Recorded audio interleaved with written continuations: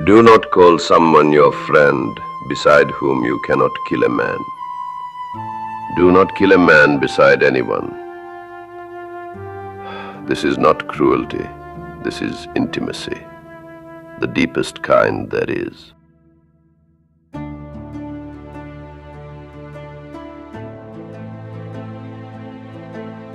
Let us begin where we are. In the year you are watching this, in the room where you found yourself tonight, or this morning, or this hollow afternoon. You carry something. You have carried it so long you have forgotten its name. A restlessness, a sense that somewhere something important is happening without you, that the world is full of event, of connection, of meaning, and you are standing just outside its window, watching through glass. They call this FOMO, the fear of missing out, as if naming it diminishes it, as if the doctors of language could cure what the philosophers could only describe.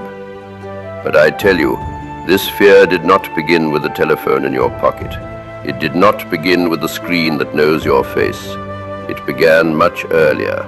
It began before your grandfather's grandfather drew his first breath. The digital world did not invent loneliness. It merely gave loneliness a mirror, and the mirror is merciless. Burnout, another soft word for a hard truth. The exhaustion of performing existence, of being always available, always legible, always productive, of becoming a function before you have had the chance to become a soul. You are not broken. You are overfull. There is a difference. The broken thing cannot hold anything. You hold too much. You feel the weight of 10,000 voices where your ancestors heard only the wind. But why? Why does consciousness itself seem to breed suffering in direct proportion to its depth? This is the question I have been asked to answer. I will not answer it. I will only show you where the roots go. Go back 150 years.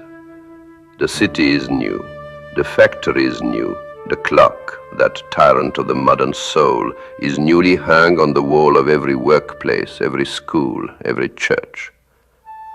Before the factory, a man knew the arc of his labor. He planted, he waited, he harvested. His hands remembered what his mind had planned. The seasons marked time. The body was its own calendar. And then the machine, the beautiful, terrible machine. It did not want his wisdom, it wanted his repetition, not his full self, only the portion that could be synchronized, could be timed, could be replaced. This is what Marx meant by alienation, though he dressed it in the language of economics. The worker becomes a stranger to his own labor, and the man who is a stranger to his labor becomes, slowly, a stranger to himself. The city filled, the fields emptied, people crowded together in numbers no previous civilization had imagined, and were more alone than any shepherd on any mountain had ever been. They called it progress, and it was progress. I do not argue with history. History does not argue. It simply continues. But something was lost in the black smoke of those factories, something old, something that had made loneliness bearable, the certainty that your suffering was shared, that your neighbor knew what you carried because he carried the same thing. The industrial city shattered that certainty into a million fragments. Each person now carried his anxiety alone in a crowd of 10,000 strangers. Does this feel familiar to you? It should. You live in that city still. The smoke is different, the machines are different, but the aloneness is the same. But go back further, before the smoke, before the factory, to the century when humanity decided with tremendous confidence that it could think its way to certainty. The Enlightenment, the Age of Reason, when Descartes sat alone in his heated room and said, "I think, therefore I am." When the mind declared its own sovereignty, when God was not yet dead, but had begun, for many, to grow very quiet. For millennia, the human animal had lived beneath a canopy of meaning. The canopy was made of religion, of myth, of communal story. It was imperfect, it was often cruel, but it was there. It held the rain off. The Enlightenment did not tear the canopy down. It simply pointed out, with irrefutable logic, that the canopy was made by human hands, that the stories beneath it were human inventions, that the gods were projections of human fear and human hope. And it was right, and it was devastating. Because once you have seen that the canopy is man-made, you cannot unsee it. You can stand beneath it and pretend, but the reign of meaninglessness, what Nietzsche would later call nihilism, has already found the cracks. It falls on you regardless. The French Revolution believed it could build a new canopy, one made of reason itself, of liberty, of rights. And so it guillotined its kings and its priests, and then it guillotined its revolutionaries, and then it handed power to a general from Corsica who marched 500,000 men into the Russian winter. Reason, it turns out, is a powerful tool, but it cannot tell us what to do with power. It cannot tell us whom to love. It cannot, for all its brilliance, answer the question that the anxious soul asks at 3 in the morning. Does any of this matter? The Enlightenment gave us science, it gave us medicine, it gave us the liberation of the individual from tyranny. These are not small gifts, but with the liberation of the individual came the loneliness of the individual. To be free is also to be responsible. To be responsible is also to be afraid. The anxiety you carry, it is in part the price of your freedom. Do not hate it for that. And now we go to the root, all the way back, to the Greeks who understood something about the human condition that we have spent 2,000 years trying to forget and failing. The Greeks did not believe that suffering was a malfunction. They did not believe that the anxious soul was ill.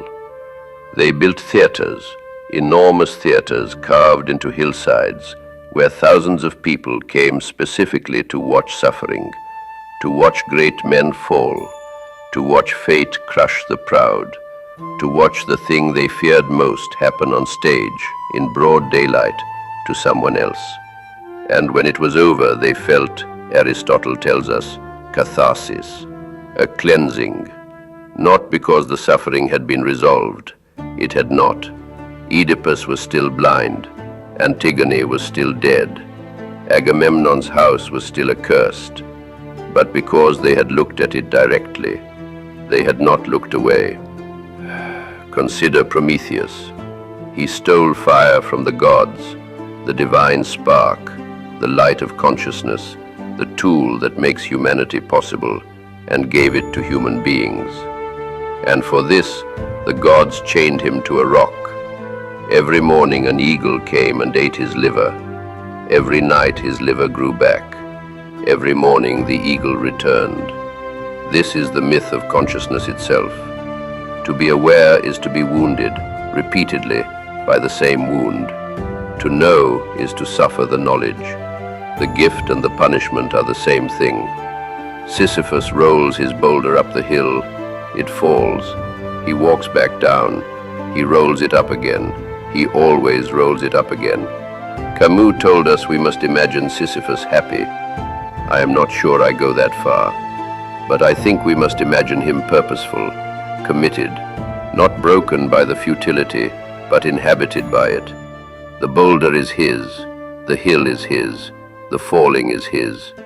And here is the tragic paradox that runs through all of Greek thought, that the philosophers debated and the playwrights dramatized and the gods themselves seem to embody.